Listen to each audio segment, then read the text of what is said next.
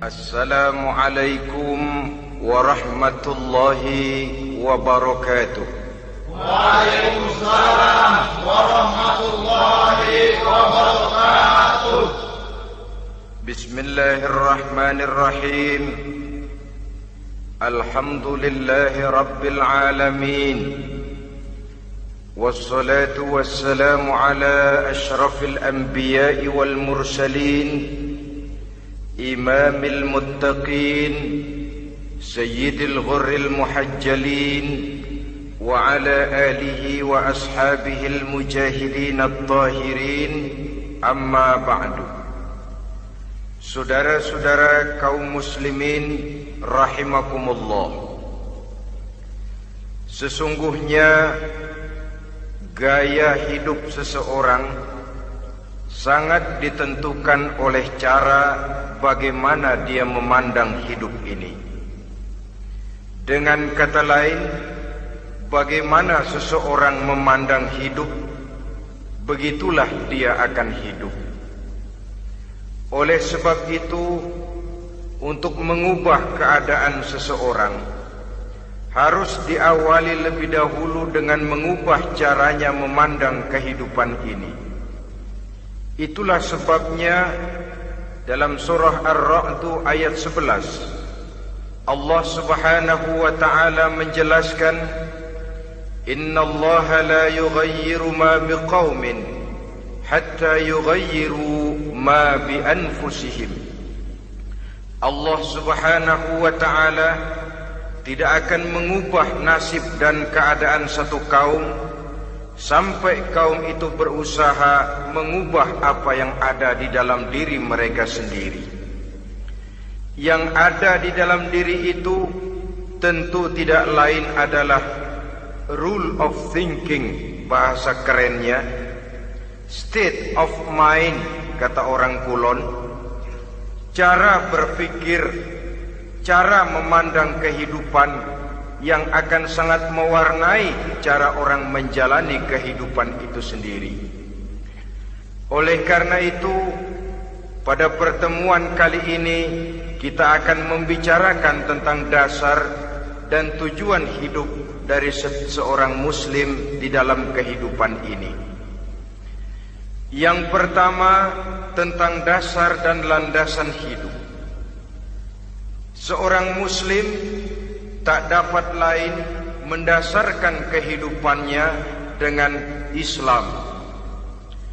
Di dalam mendasari kehidupan dengan Islam ini, Allah Subhanahu wa ta'ala menuntut, Ya ayyuhalladzina amanu dkhulu fis silmi kafah.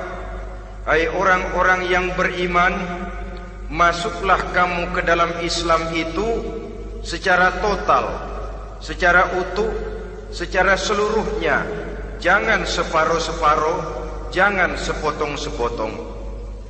Mendasari hidup dengan Islam artinya menjadikan Islam sebagai way of life, sebagai rule of thinking, sebagai state of mind di dalam kita memecahkan problema-problema kehidupan, sehingga tidak satu persoalan hidup yang bagaimanapun kecilnya sekalipun yang tidak tersentuh oleh nilai-nilai ajaran agama Islam ini. Kemudian di dalam mendasarkan hidupnya dengan Islam, ia mempunyai satu keyakinan. Pertama, Islam sebagai dasar hidupnya adalah agama yang sesuai dengan fitrah daripada manusia. Allah Subhanahu wa ta'ala pencipta manusia. Allah Subhanahu wa ta'ala yang menurunkan agama Islam.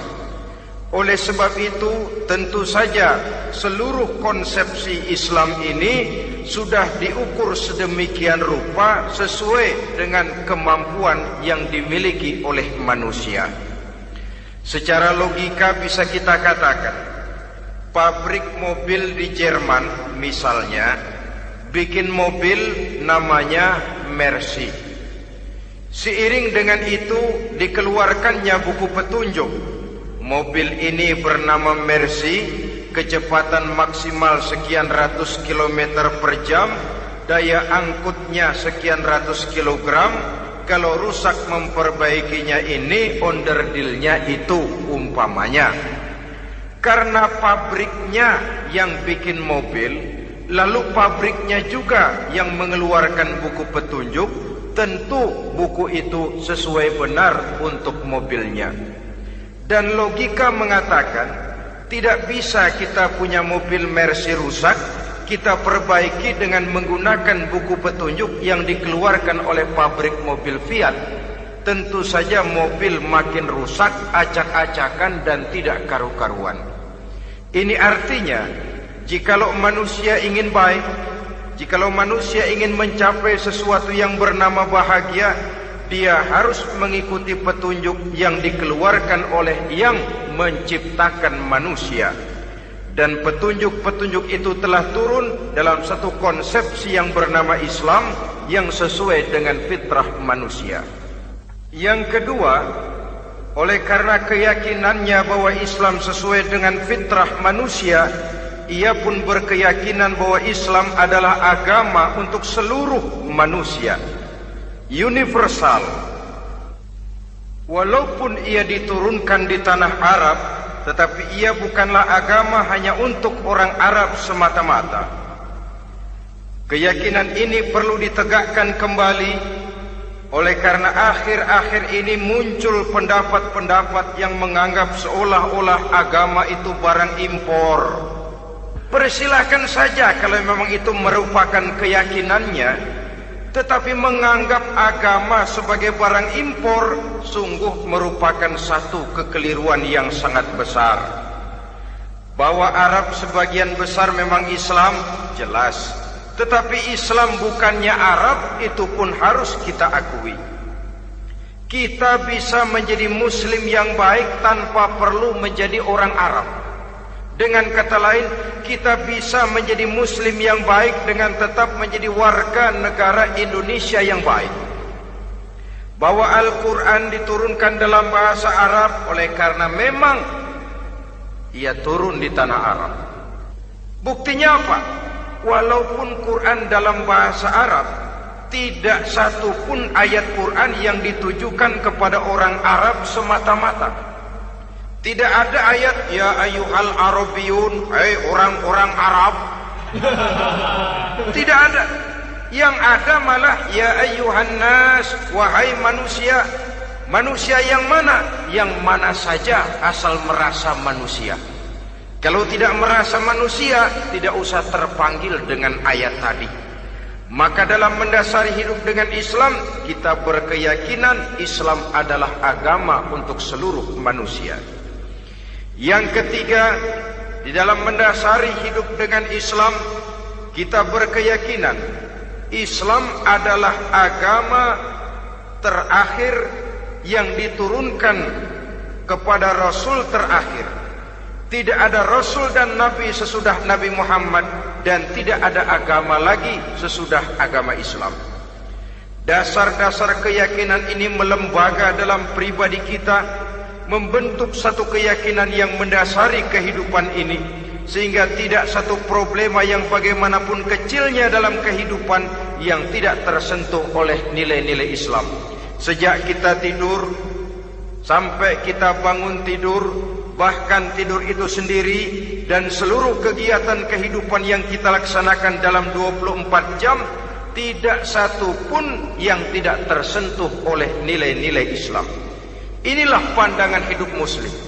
Jawaban seorang Muslim terhadap problema-problema kehidupan yang dihadapinya, yang di dalam menjawab problema itu ia Islam oriented, berorientasi kepada nilai-nilai Islam. Apa kata Islam tentang pekerjaan yang dihadapinya?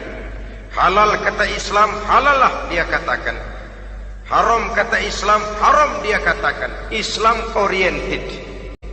Barometer dalam perbuatannya tidak lain daripada nilai-nilai Islam itu sendiri. Dan kemudian di dalam mendasari kehidupan dengan Islam, ia berkeyakinan Islam adalah satu-satunya agama yang benar. Bahasa kerennya, Islam is the single one, the true religion behind the God. Satu-satunya. Keyakinan ini kelihatannya subjektif, tapi memang inilah pokok daripada kehidupan beragama. Saudara-saudara kaum muslimin rahimakumullah, kalau itulah dasar daripada kehidupan kita sebagai muslim, apa yang menjadi landasannya? Kalau dasar hidup kita Islam, maka landasan hidup kita tidak lain adalah Al-Quran dan Sunnah Rasulullah Sallallahu Alaihi Wasallam. Dunia penuh dengan orang-orang besar, dan setiap orang-orang besar itu mempunyai ajaran-ajaran yang pernah jaya, pernah dikumandangkan, didengung-dengungkan, naik ke panggung sejarah untuk kemudian tenggelam.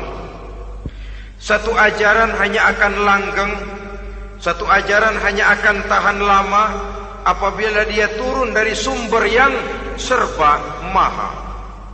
Kalau dia turun dari manusia, maka sifatnya hanya musim. Yang namanya musim, saudara-saudara, namanya musim tidak bisa dilarang, tapi kalau sudah selesai habis sendirian. Itu musim namanya. Musim rambutan. Kalau datang musim rambutan, apa bisa dilarang? Gak boleh musim rambutan. Ya tidak bisa, dia akan tumbuh terus. Tapi manakala musimnya habis, habis. Begitulah nasib dari ajaran yang nisbi, relatif dan temporer apabila dia bersumber dari manusia. Maka satu ajaran hanya akan langgeng, tahan lama apabila dia turun dari sumber yang serba maha. Dan itu sudah turun bernama Al-Quranul Karim. Sedangkan sunnah, saudara-saudara, merupakan penjelasan dari apa yang oleh Quran tidak dijelaskan dalam bentuk yang detail, melengkapi apa yang oleh Al-Quran hanya disebutkan dalam bentuk garis besarnya saja. Baik Quran maupun sunnah kita sebut merupakan dasar, landasan yang primer. Sedangkan untuk memahami Quran dan sunnah, kita memerlukan pendapat-pendapat orang yang ahli di bidang itu. Dalam hal ini kita sebut saja dengan ulama. Dan ini merupakan sumber yang sekunder dari landasan hidup kita sebagai seorang muslim. Dua rel ini, Quran dan sunnah, merupakan landasan di mana kereta api Islam ini berjalan. Quran dan sunnah. Saudara-saudara kaum muslimin rahimakumullah, oleh karenanya marilah kita menjadikan Quran dan sunnah ini sebagai imam di dalam kehidupan kita. Bukankah Rasulullah sallallahu alaihi wasallam pernah memberikan pilihan, man ja'alal Qur'ana amamahu qadahu ilal jannah wa man ja'alal Qur'ana khalfahu saqahu ilan nar. Siapa yang meletakkan Quran di depannya, dijadikannya Quran sebagai imam dan dia sebagai makmum, maka Al-Quran akan membimbing dia ke surga. Ya, surga di dunia ini, lebih-lebih lagi surga di akhirat nanti. Sebaliknya, وَمَنْ جَعَلَ الْقُرْآنَ خَلْفَهُ, siapa yang meletakkan Quran di belakangnya, dia belakangi ajaran dan konsepsi Al-Quran, dia tinggalkan perintah-perintah Al-Quran, maka Al-Quran yang dibelakanginya itu akan mendorong dia ke neraka. Neraka dunia, lebih-lebih neraka di akhirat nanti. Pilihan terserah kita. Jikalau kita mau menjadikan Quran sebagai imam, artinya kita menjadi makmum. Resikonya dimanapun, makmum wajib ikut imam. Imam takbir, makmum takbir, imam ruku, makmum ruku, imam i'tidal, makmum i'tidal. Jikalau Quran imam kita dan kita adalah makmum, maka itu berarti Jikalau ke barat komando Quran, ke barat kita pergi. Jikalau ke timur kata Quran, ke timur kita menuju. Jikalau halal kata Quran, halal kita katakan. Jikalau haram kata Quran, haram kita ucapkan. Itu resikonya kita menjadi makmum, menyusun pola hidup yang lebih Qurani. Tapi sebaliknya, ke barat komando Quran, ke timur kita pergi. Ke utara kata Quran, ke selatan kita menuju. Halal kata Quran, malah kita tidak mau melaksanakannya. Haram kata Quran, kita senang bukan main.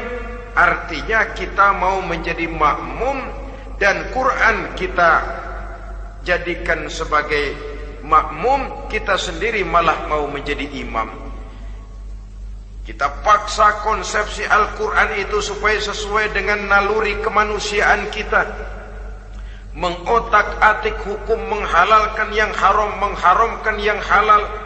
Dikala itu landasan hidup kita sudah goyah, tidak lagi sebagai landasan tempat kita bertolak, tetapi malah menjadi satu landasan yang kita injak-injak. Sesungguhnya saudara-saudara, Quran tidak akan membawa berkah, tidak akan menjadi rahmatun wa shifaa'un lil mu'minin, menjadi penyembuh, menjadi rahmah bagi orang-orang beriman, apabila yang kita baca itu kita injak-injak di dalam kehidupan. Upaya menyusun hidup yang lebih Qurani ini seiring dengan usaha kita menjadi warga negara yang baik. Yang saya katakan di awal tadi, tidak saling dan tidak harus saling bertentangan. Jadi dengan demikian, dasar hidup kita sebagai muslim adalah Islam, dan landasan hidup kita tidak lain adalah Al-Quran dan sunnah Rasulullah Sallallahu Alaihi Wasallam. Ini landasan tempat kita bertolak. Ini yang mewarnai gaya kehidupan kita. Apapun yang mau kita lakukan, tempat kita bertanya lebih dahulu Quran dan sunnah. Saya mau melakukan pekerjaan ini, apa kata Quran? Saya mau pergi ke tempat ini, apa kata Quran? Saya mau berusaha dengan mengerjakan perusahaan ini, apa kata Quran? Merupakan landasan daripada kehidupan kita.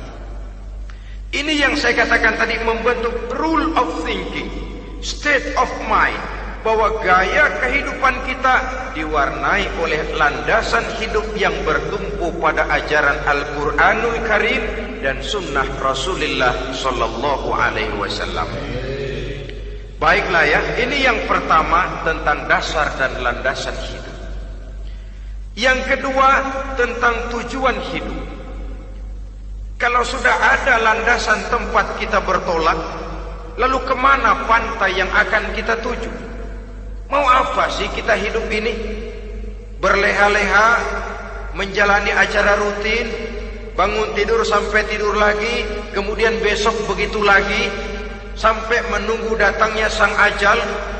Atau ada satu tujuan yang akan kita capai di dalam kehidupan ini? Apabila kita teliti, maka Al-Quran mengajarkan tujuan hidup setiap muslim pada dasarnya ada dua. Pertama, kita sebut saja tujuan jangka pendek. Tujuan jangka pendek itu sasarannya dunia sekarang ini. Bentuknya horizontal. Targetnya agar setiap pribadi muslim menjadi rahmatan lil alamin, rahmah bagi lingkungannya. Inilah yang oleh agama dinamakan hablum minan nas, yang isinya adalah ilmu dan peradaban. Jadi dunia dan seluruh isinya merupakan tujuan jangka pendek saja. Untuk mencapai tujuan jangka pendek, dunia dan seluruh isinya, unsur penunjangnya adalah pendidikan, pengalaman, atau nasib. Makin tinggi pendidikan, makin mudah menjangkau hidup. Makin banyak pengalaman, makin mudah menguasai dunia. atau karena faktor nasib. Pendidikannya tidak seberapa, pengalaman pun kadang-kadang dangkal, tapi karena nasibnya lagi hoki, kata orang sekarang, nasibnya lagi bagus, dia naik ke panggung memegang peranan. Faktor yang namanya nasib ini ada, tapi tidak bisa dijadikan sandaran. Untuk menjangkau dunia dan seluruh isinya, unsur penunjangnya pertama pendidikan, yang kedua pengalaman, yang ketiga faktor nasib. Oleh karena itu, apabila kita ingin mudah mencapai dunia, yang pertama harus kita laksanakan bagaimana menempuh satu pendidikan. Di zaman sekarang orang terangsang untuk hidup dalam pola yang oleh orang-orang priangan disebut hardolin. Saudara tahu hardolin? Itu potongan dari dahar modal ulin. Filsafat hidup yang pakaian mau bagus, makan mau enak, kerja nggak mau. Akhirnya jadilah dia penghayal kelas berat, tukang-tukang lamun kelas tinggi. Tiap hari kegiatannya ya cuma tidak terlepas dari tiga kriteria itu. Hardolin. Pokoknya kalau sudah dahar modal ulin, besok ya begitu lagi. Pola dari dimana orang pakaian mau bagus, makan mau senang, duit mau punya, kerja tidak mau. Kadang-kadang mau kerja tapi tidak tahu apa yang harus dikerjakan, ditambah oleh sempitnya lapangan pekerjaan. Tidak tahu apa yang harus dikerjakan, dilatar belakangi oleh tidak adanya pendidikan yang dia terima, sehingga mau kerja apa lalu bingung. Oleh karena itu, terutama buat adik-adik remaja, para pemuda, saya berpesan untuk menjangkau dunia, yang pertama harus kita jalani bagaimana membina diri, mendidik. Taruh kata drop out, putus sekolah, tapi drop out bukan halangan bagi tumbuhnya cita-cita yang mulia. Bahkan ada orang bilang many a great man starts as a newspaper boy. Banyak orang-orang besar yang memulai pekerjaannya dagang koran. Putus sekolah bukan merupakan halangan bagi tumbuhnya cita-cita yang mulia, dan tidak sedikit orang-orang besar yang tidak keluaran perguruan tinggi. Tidak sedikit orang-orang besar yang tidak merupakan produk dari perguruan tinggi tertentu, tapi kerajinannya belajar, banyak membaca, banyak bergaul, autodidak. Syukur kalau masih bisa menempuh pendidikan yang formal. Kekurangan ekonomi, kemiskinan keluarga jangan menjadi penghalang bagi tumbuhnya cita-cita yang tinggi untuk menempuh karier pendidikan yang baik. Ini memang pahit, tapi bagaimanapun kata orang, lebih baik makan singkong beneran daripada makan roti ngimpi. Artinya jikalau memang perlu, lebih baik sekolah sambil dagang koran, nyemir sepatu, parkir mobil, daripada hardolin itu tadi. Tanpa prospek hari depan yang ada artinya. Dan pendidikan memang merupakan sesuatu yang baik, tapi tanpa ini rasanya kita akan sulit untuk menjangkau dunia, tersisih di pojok-pojok kehidupan. Jangan lalu bilang, manusia kan rezekinya sudah dijamin oleh Allah, ayam saja ada rezekinya. Of course. Tapi jangan lupa, cara ayam cari rezeki dengan cara manusia cari rezeki lain. Kalau ayam cari rezeki dari tahun atu, modalnya cuma ceker sama patok. Kalau ayam mah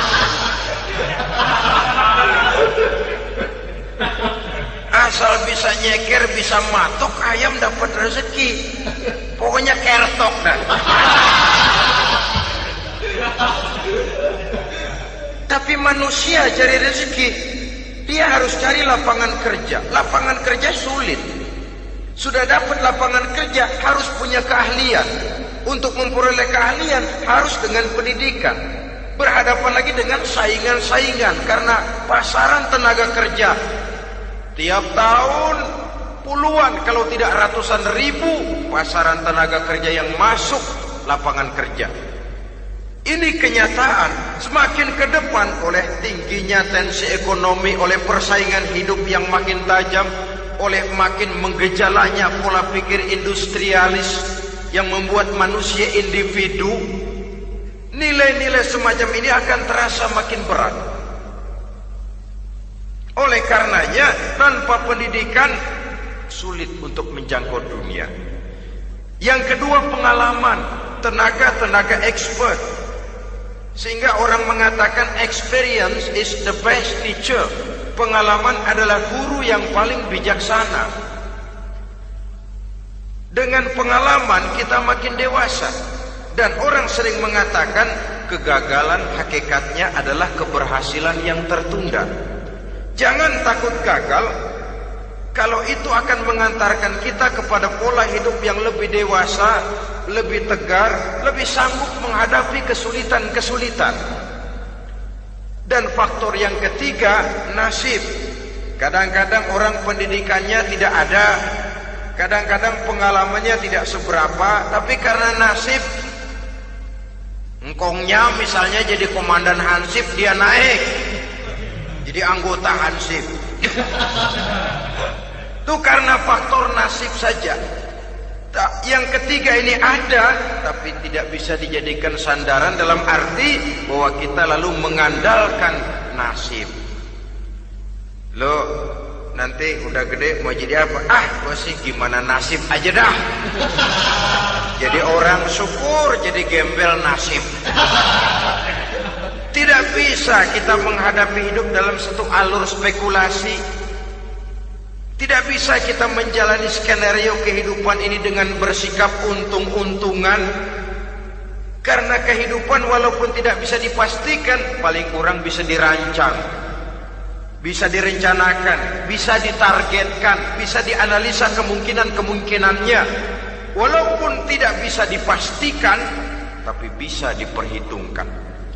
Sebagai manusia yang terikat oleh causality, oleh hukum sebab akibat, sewajarnya kita memperhitungkan kemungkinan-kemungkinan itu. Kira-kira 5, 10, 15 tahun yang akan datang, sejauh mana kesulitan-kesulitan dalam kehidupan ini, sejauh mana persaingan dalam hidup, sejauh mana tenaga kerja dibutuhkan, sejauh mana keahlian dan skill menunjang ke arah itu.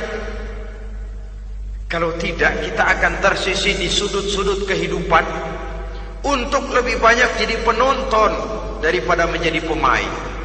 Padahal kita ingin jadi pemain, kita ingin aktif, kita ingin punya peranan karena kita oleh agama dituntut menjadi rahmatan lil alamin, menjadi rahmah bagi lingkungan di mana kita tinggal, mewarnai lingkungan, bukan cuma diwarnai oleh lingkungan itu sendiri. Itu tadi tujuan jangka pendek sebagai tujuan yang pertama. Yang kedua, tujuan jangka panjang. Tujuan jangka panjang ini sasarannya adalah akhirat.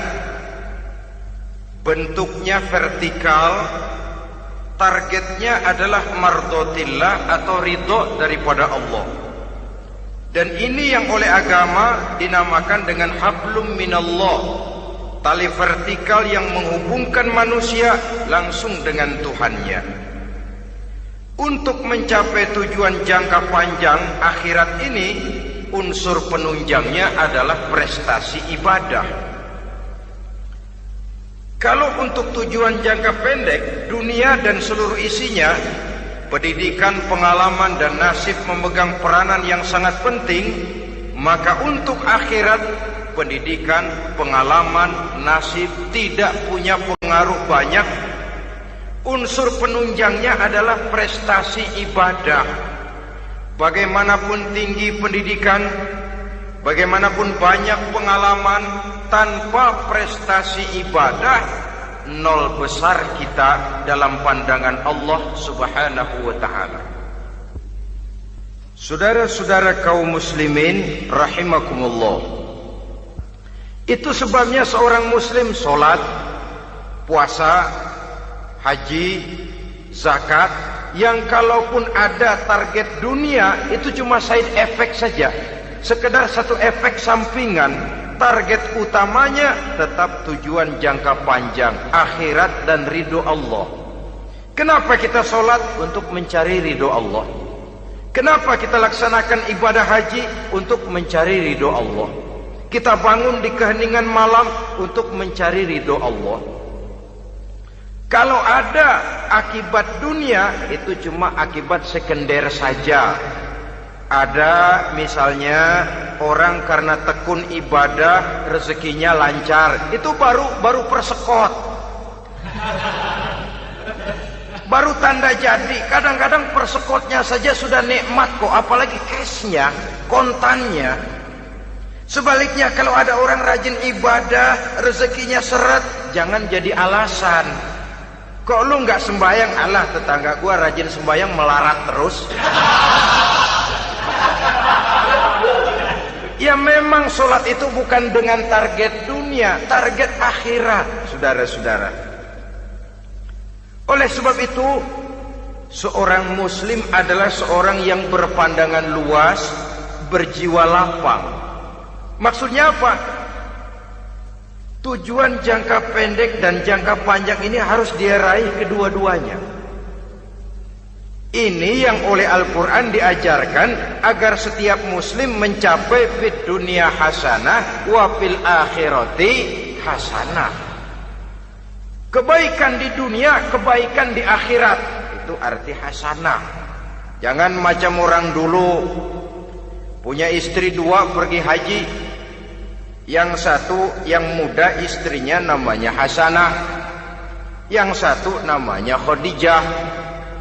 Waktu tawaf keliling Ka'bah, si suami ini nggak bisa doa apa-apa kecuali Rabbana Atina itu. Tiap putaran Rabbana Atina fid dunya hasanah wa fil akhirati hasanah. Putaran kedua Rabbana Atina fid dunya hasanah wa fil akhirati hasanah. Ini istri tuanya yang namanya Khadijah dengerin aja. Akhirnya di satu saat dia colek suaminya, "Bang, mentang-mentang Hasanah bini muda disebutin melulu. Saya dong disebutin dalam doa." "Iya deh, ntar putaran selanjutnya." Suaminya blow on juga. Putaran kedua dia baca Rabbana Atina fid dunya hasanah wa fil akhirati Khadijah. Saudara-saudara, itu makna refleksi daripada doa tadi itu, doa sapu jagat. Kita ingin fid dunya hasanah wa fil akhirati hasanah. Tujuan jangka pendek dunia tercapai, tujuan jangka panjang akhirat dan ridho Allah juga tergapai. Oleh sebab itu Al-Quran menjelaskan, wabtaghi fima atakallahu ad-daral akhirah wa la tansa nasibaka minad dunya. Dengan karunia yang diberikan Allah kepadamu, carilah bahagia akhirat. Wa la tansa nasibaka minad dunya, tetapi jangan lupakan bagianmu dalam kehidupan di dunia ini. Cari akhirat, utamakan akhirat dengan tidak usah melupakan jatahmu di dunia. Kenapa saya katakan seorang muslim berjiwa besar?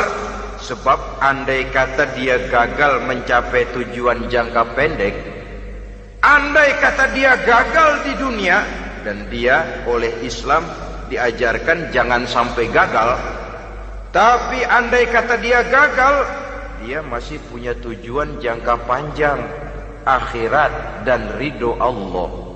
Dia masih bisa menghibur diri, biarlah di dunia kita sederhana, bahkan biarlah susah di dunia, asal di akhirat kita bahagia. Orang yang tidak punya pandangan hidup semacam ini, surgalah dunia ini, segalanya telah tertumpu di sini. Bila umurnya selesai, ajalnya datang, selesai, sudah surganya sampai di situ, dan dia tidak punya pengharapan lain di belakang itu. Maka seluruhnya bertumpu pada kehidupan di dunia, padahal dunia seperti air laut, makin diminum makin haus, makin kering tenggorokan. Dunia yang diperturutkan menyeret manusia ke dalam lingkaran setan, terjebak dalam sifat yang namanya tamak bin rakus alias serakah.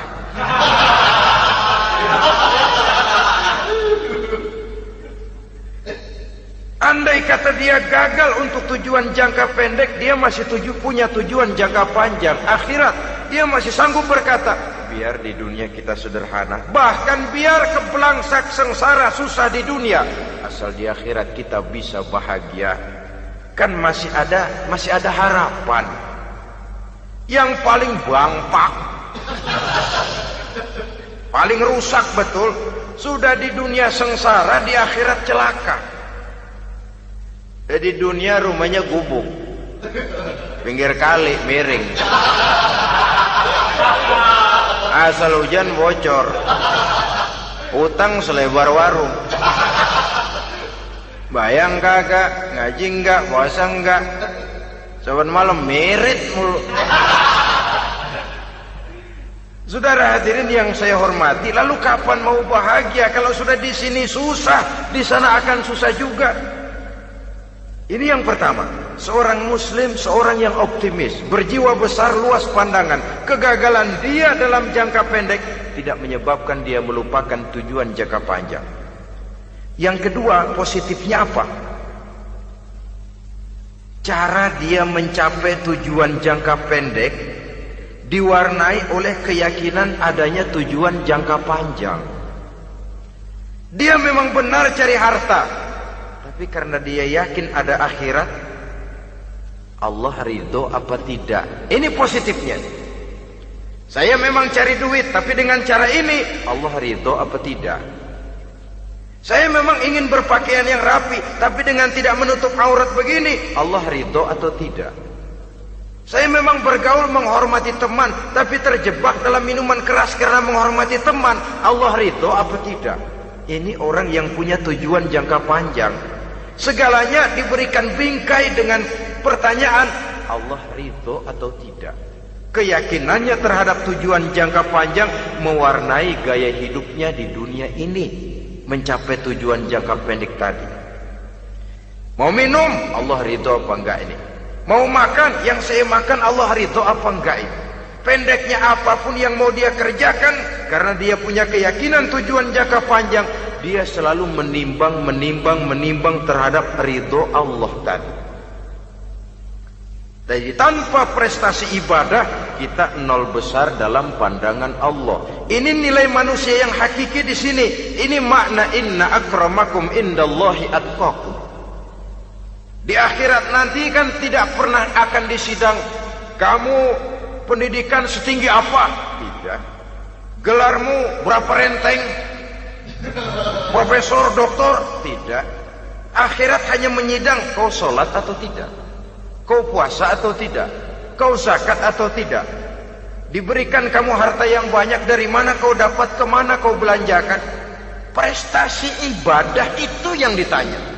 Setinggi apa pendidikan, sebanyak apa pengalaman, no problem, tidak jadi masalah di akhirat itu. Prestasi ibadah itu yang akan kita persembahkan di hadapan Allah. Itu makna inna akramakum indallahi atqakum. Kerbau dinilai dari dagingnya, makin gemuk makin mahal harganya. Tapi ada perkutut lebih mahal dari kerbau. Perkutut itu mahalan mentahnya loh daripada matangnya. Karena harga perkutut pada suaranya. Lalu di mana harga manusia yang paling gemuk? Tidak. Suaranya, oh kalau manusia dinilai dari suaranya, barangkali Madonna nomor awal masuk surga. Hanyalah dengan prestasi ibadah kita bisa mencapai tujuan jangka panjang, akhirat dan ridho Allah. Nah, baiklah ya. Kalau sudah jelas bahwa kita punya dua tujuan jangka hidup, jangka pendek dan jangka panjang, bagaimana Islam mengajarkan kita meraih dua ini? Pada prinsipnya Islam mengajarkan sistem keseimbangan.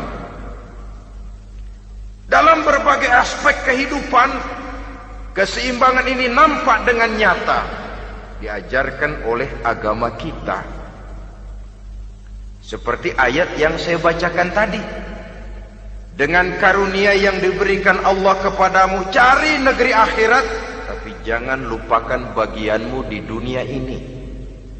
Dalam bentuk yang lebih nyata, bekerjalah untuk duniamu seolah kau akan hidup buat selamanya, tapi bekerjalah buat akhiratmu seolah kau akan mati besok. Manifestasinya dalam kehidupan, misalnya orang kaya diperintah membantu yang miskin, tapi orang miskin dianjurkan berusaha. Jangan mengandalkan hidup kepada yang kaya, seimbang. Kamu kaya, betul Pak, bantu yang miskin. Kamu miskin, iya Pak, berusaha. Seimbang. Tuan rumah diwajibkan menghormati tamu, tamu diwajibkan tahu diri, seimbang. Jadi bagaimana kalau sudah kita bekerja di sawah, di ladang, di pasar, di kantor, anggap kita akan hidup selamanya agar timbul gairah kerja. Tapi kalau sudah sholat, anggap kita akan mati besok supaya timbul khusyuknya.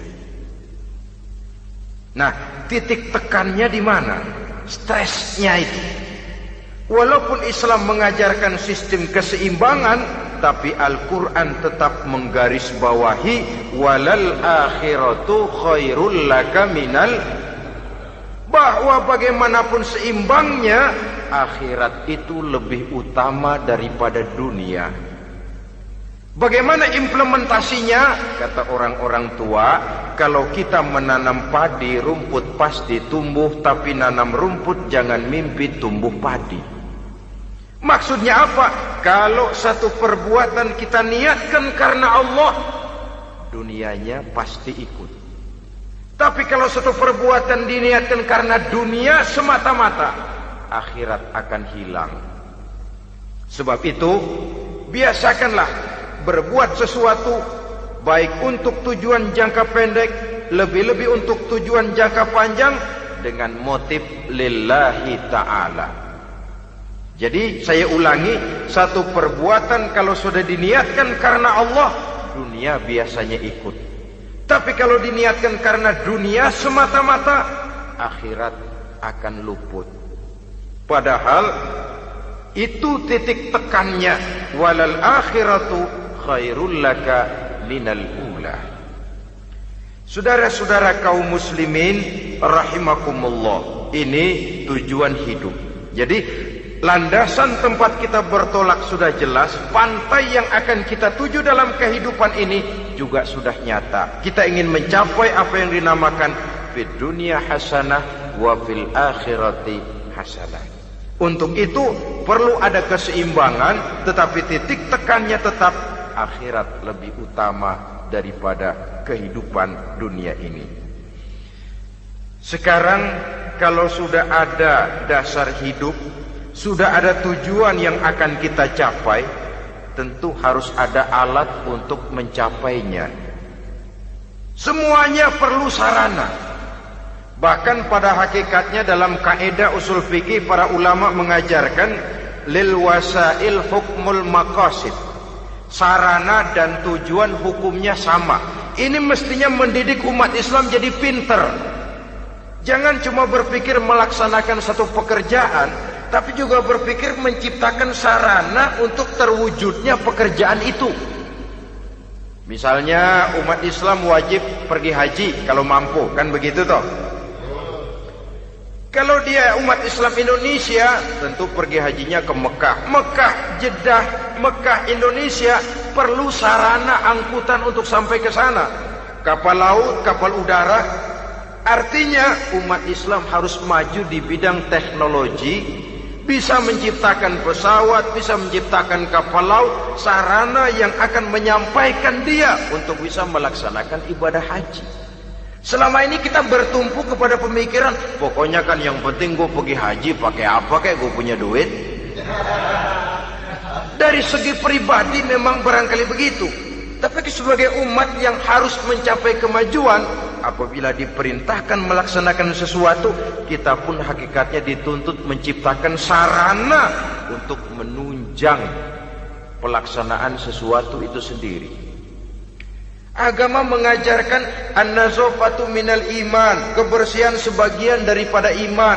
Siapa yang menciptakan mesin cuci? Sabun-sabun kelas, deterjen, rinso dan lain sebagainya. Siapa yang menciptakan air condition, pembersih ruangan? Kita hanya berpikir pokoknya kan bersih, mau pakai apa kek. Kita jarang yang berpikir kepada pewujudan teknologi modern untuk menerjemahkan hadis itu. Syukurlah belakangan ini sudah muncul teknokrat-teknokrat muslim yang dijiwai oleh semangat Al-Quran membuka tabir rahasia konsepsi Islam di lapangan teknologi modern yang makin lama makin menunjukkan tuntutan kebutuhan daripada umat itu sendiri. Dengan demikian, apabila ada tujuan hidup, kita memerlukan alat untuk mencapai tujuan tadi.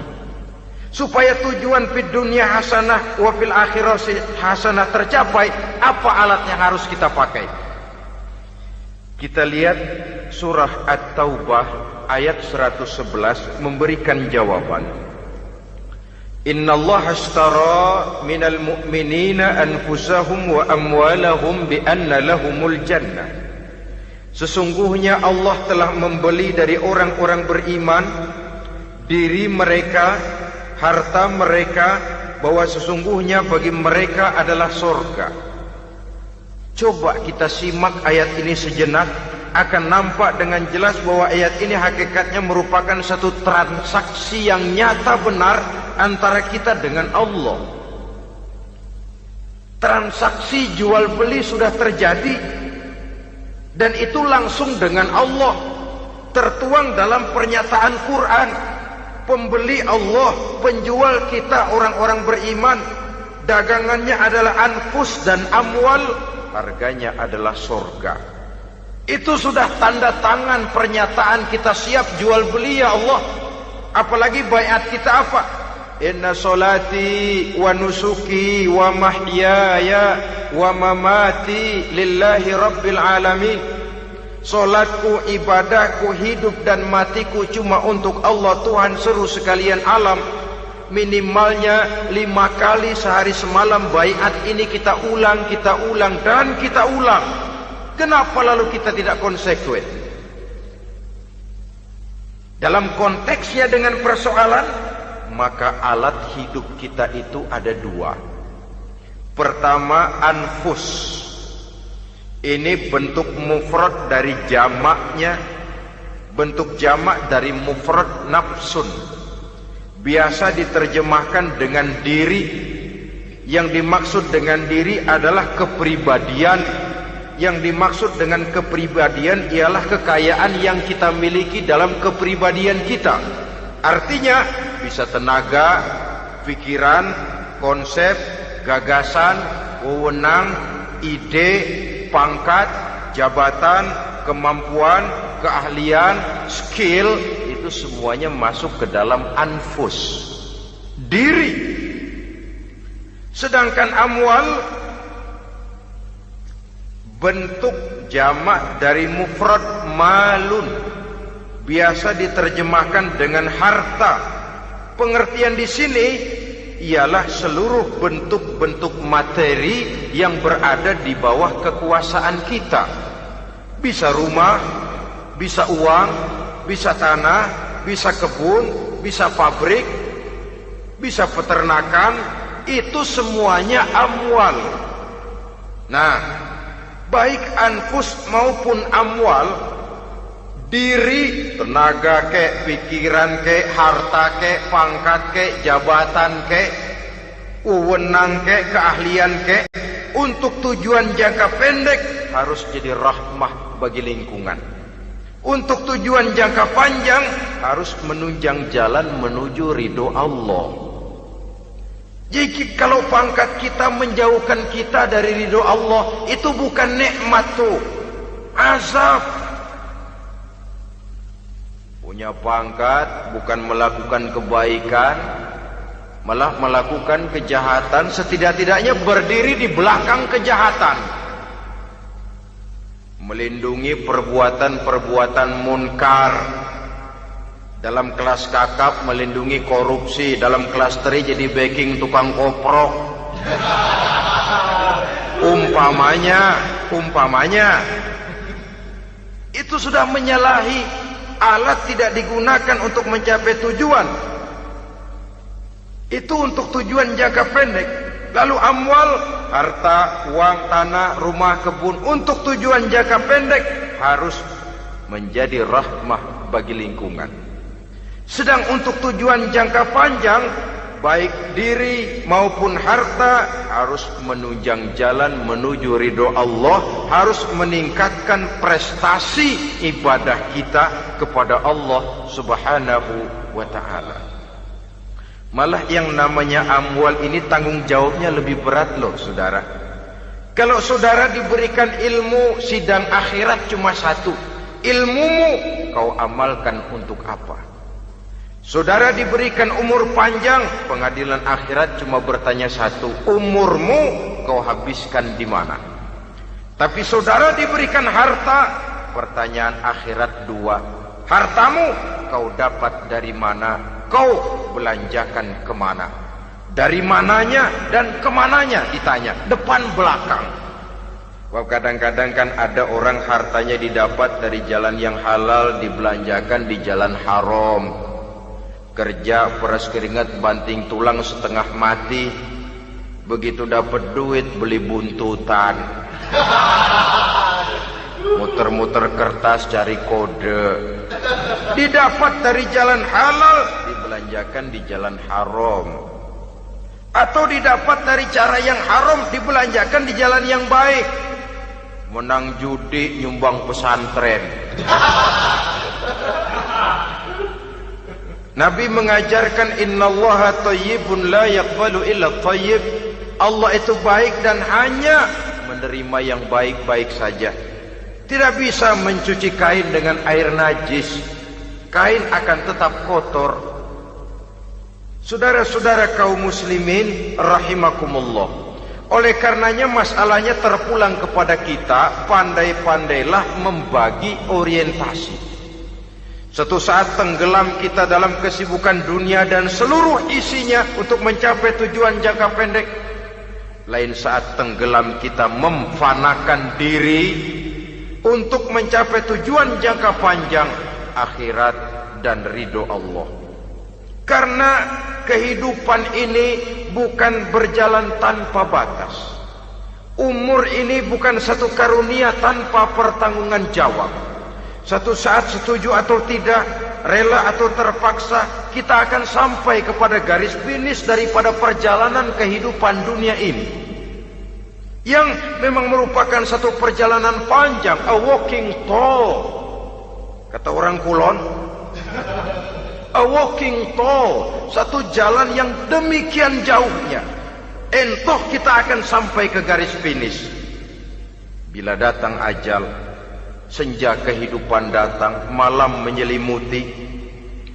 Datangnya tidak pernah kita sangka, tapi sekali dia datang, tidak satu kekuatan yang bisa menolak. Kehadirannya tidak pernah kita harapkan, tapi satu kali dia datang bertamu, pasti terjadi. Dan itu pasti akan kita temui. Alangkah malangnya pada saat kembali itu datang, kita tidak punya prestasi ibadah. Lalu apa artinya prestasi dunia? Apa artinya tujuan jangka pendek kalau kita harus kehilangan tujuan jangka panjang?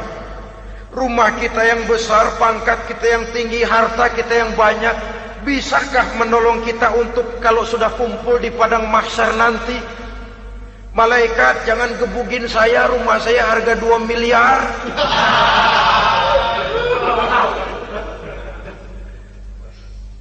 Sudahlah malaikat, damai saja, itu Rolls Royce saya. Pakai saja malaikat, pakai.